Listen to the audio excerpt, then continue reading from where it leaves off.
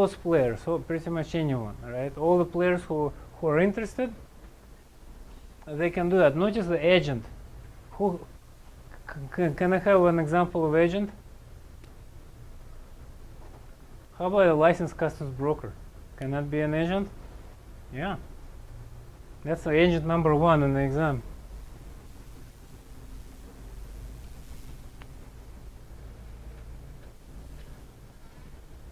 So this is really pro forma, just to checklist requirements.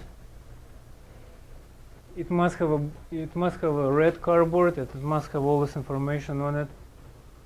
I have not much to say about it, rather than to say just it's there. Be aware. And I think it's worth repeating that all of the stuff, the way I prepare this note is when I go over the exam questions, I kind of pull out the most relevant information, because it will take forever for us to focus on every little thing. And I include it there. And if you want to check it, I provide the citation here. This is part, this is the section number, right?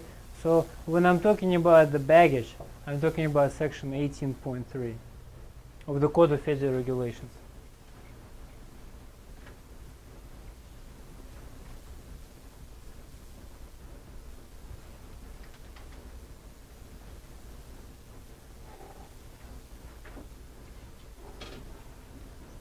So here is the merchandise in transit. It's never planned to enter the United States. The United States just happened to be in the middle of the transportation route. So can it enter? And the answer is, as one of the students suggested, it depends. It depends. What would be the factor which it would depend on? So let's say you want to ship merchandise from China to Europe through the United States. Or maybe even better example, from China through the port of Seattle to Canada. What would be stuff that would be prohibited? What about Cuban cigars? I thought those students who've been with me last class, we talked about Cuban cigars. Can Canadians smoke Cuban cigars legally? Yes. What about Americans, United States citizens? No. So I lawfully want to ship Cuban cigars to Canada through the port of Seattle in the United States. Can I do that?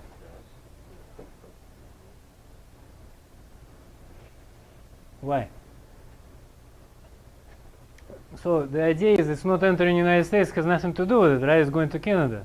That's the whole idea. But what if I'm gonna stretch this a little and say, I think some student commented that, well, if I want to smoke Cuban cigar, I just gonna go outside of America and just smoke it outside, right? In Canada, for example. The problem is that you by buying and participating in the Cuban trade, such as consumption, you're aiding the regime which has been designated as not a nice regime, at least by the United States executive branch and the legislature, I believe. And therefore, you're kind of aiding and abetting the situation. And because of that, if you stretch it far enough, the Cuban cigars can be regarded as prohibited merchandise because there is an embargo on any trade, and even if it's passing through, you're getting paid as a carrier. In other words, you're making money on the merchandise, which is prohibited by the Trade with the Enemy Act, for example. So that means you are aiding, you're trading with the enemy, which is not a nice thing to be known for, at least from the perspective of the U.S. government. So some merchandise faces restrictions, but most of the merchandise not. Most of the merchandise is legitimate, and it can very well be imported into the United States just to be exported elsewhere, such as Canada and Mexico.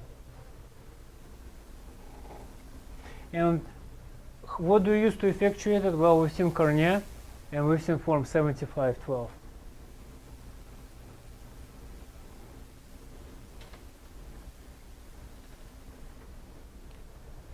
The bond amount. Well, we covered the bond section that we covered about a week and a half ago, focused on the bond mostly for the customs brokers. Here, of course, we're talking about the bond for the carriers.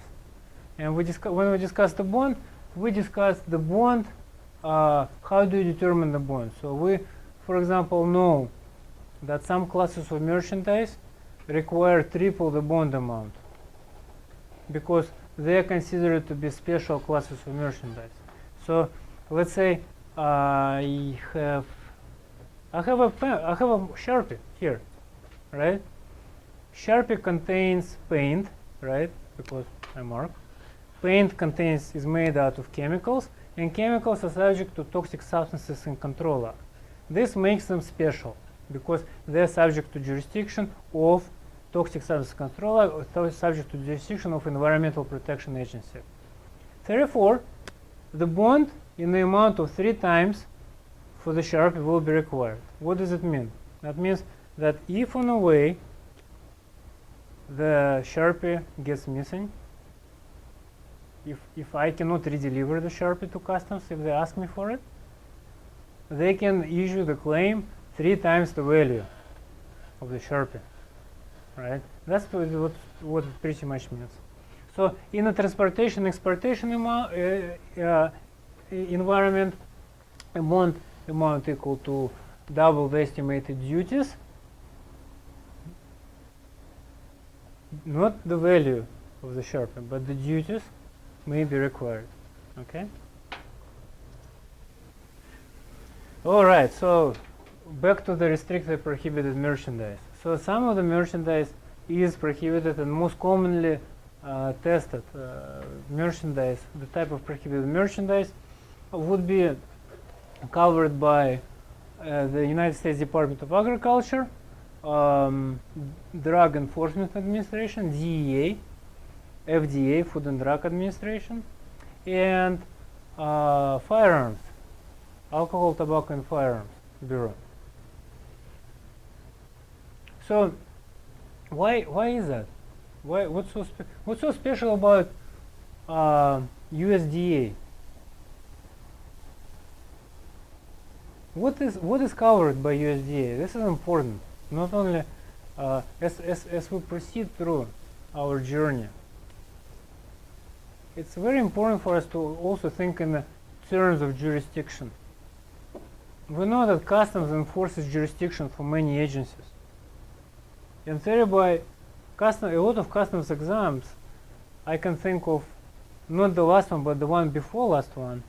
And actually the first question started from dealt with the jurisdiction of other agency. I believe it dealt with USDA, in fact.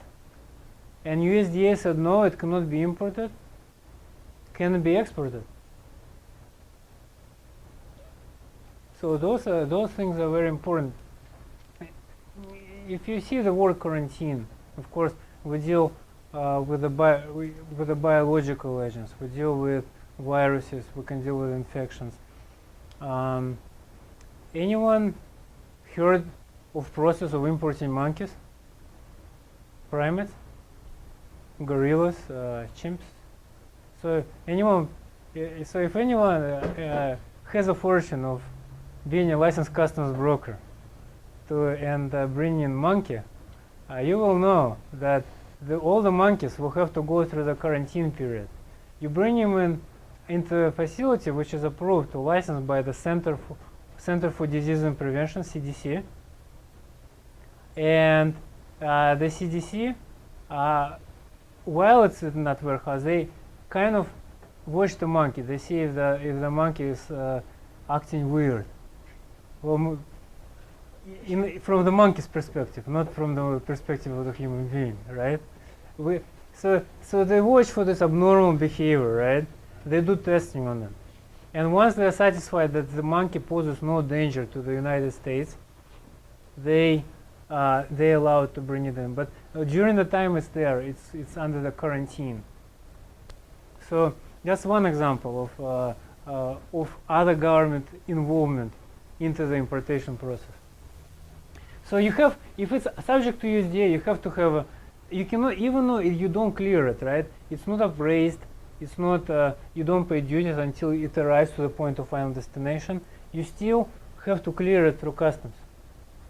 I mean, I'm sorry, you still have to get approval of USDA, because on its way, let's say there is a contagious virus, it may get out from, let's say, the truck or the rail, and it may spread regardless. So to make sure it's safe, another USDA one would be bugs. I don't know how many of you are, again, like to ride a subway, but sometimes you see those messages from the agriculture department on the subway train saying, watch out for the bed bugs, it's a bed bug season, right? Well, where do they come from? They are not native to the United States, they come from somewhere. So this would be one example where United States Department of Agriculture missed it out, okay? They just couldn't control it. Somehow I got the bugs sneaked in, and now they're all over. And I think they're seasonal too. So to prevent this and other situations, you have to have a written approval. Narcotics. Well, I'm having a difficult time explaining the difference between narcotic and drugs, medicines, and chemicals, other than in like simple terms. I think when I say cocaine, many people think of narcotic, not a drug, right? When I say morphine, many people may think it's medicine, right?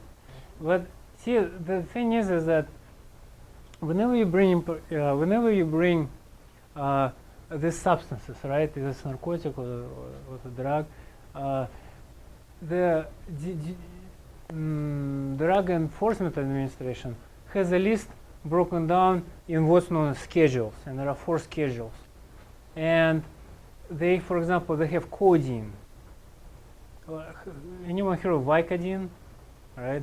So codeine is a type of, Vicodin is a type of codeine. It's a addictive chemical which is subject to control. And by the way, export license and import license will be required for those.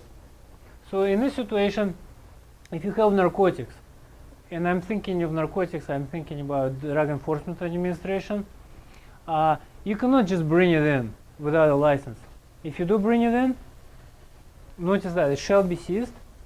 So let's say you bring some codeine, which is legal in Canada, but subject to control here in the United States, and customs looks at it. Oh, you bring in some narcotics here. Do you have a license? You say no. Okay, I'm taking it. It's like, wait a minute, but I'm not bringing it into the United States. And the response to customs will be, too bad. It's now the property of the United States government. And what does the United States government do with narcotics? This is not the topic of this course. But what is the topic of this course is, we continue on, drugs, medicines, and chemicals. Well, chemicals we already talked about. Drugs and medicines, pretty obvious stuff. There's over-the-counter, there is prescription medicines. And of course, when we see the overlap, if it's narcotic, it's automatic seizure, right? If it's not, then they may allow it, right? They may allow it to bring it through, right? And once but again, the exam itself, it must be examined. So it may be taken to the lab. And what would be the name for the lab, which we saw? It starts with a G.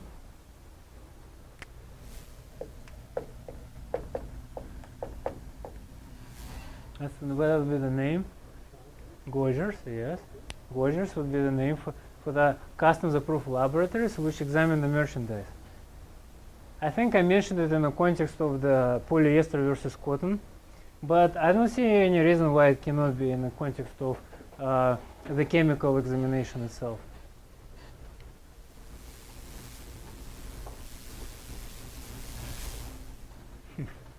Okay, so this deals with the burden of proof.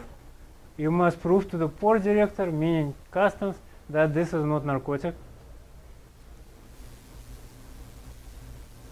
Next one, explosives. They're really special, those explosives, right?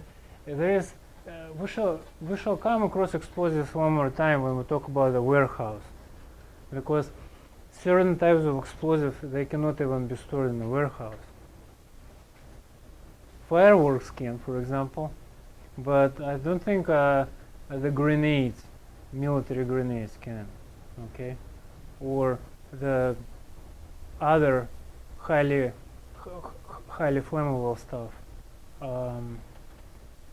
Cannot think of the name, but explosives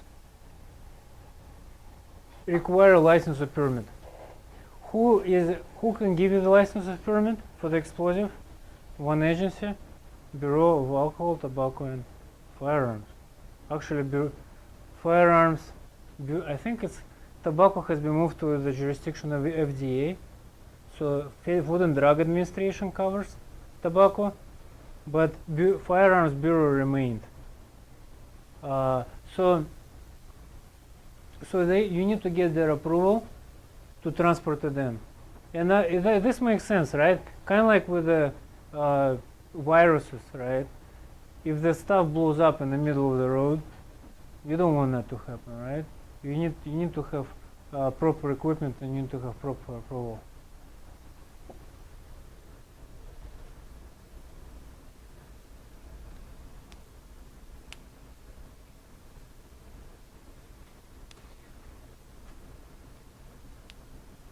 So what about direct exportation?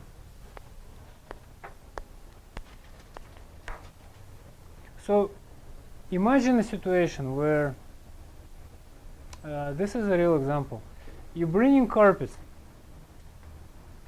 You brought them to Los Angeles, and upon the examination, they are found to be just infested with bugs and rodents and other wildlife. And customs gives you a choice. You have to fumigate it. Fumigate means you have to poison, put enough poison inside. Or I think there is another option to put it through the heat treatment, so to raise the temperature high enough. And neither of these options is great, right? You don't want to poison the carpet, so your customers will get ill.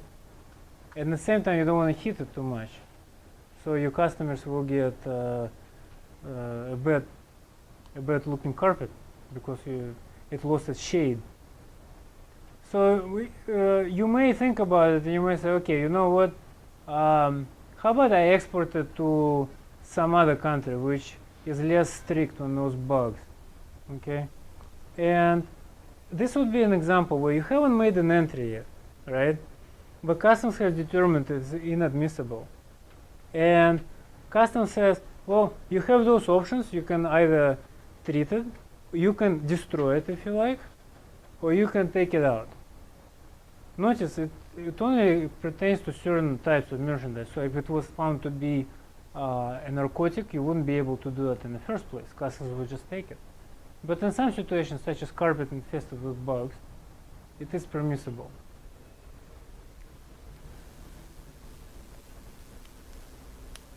So this would be a situation. And of course, you can do that. So what you must do, you must file a form. What form? And it's our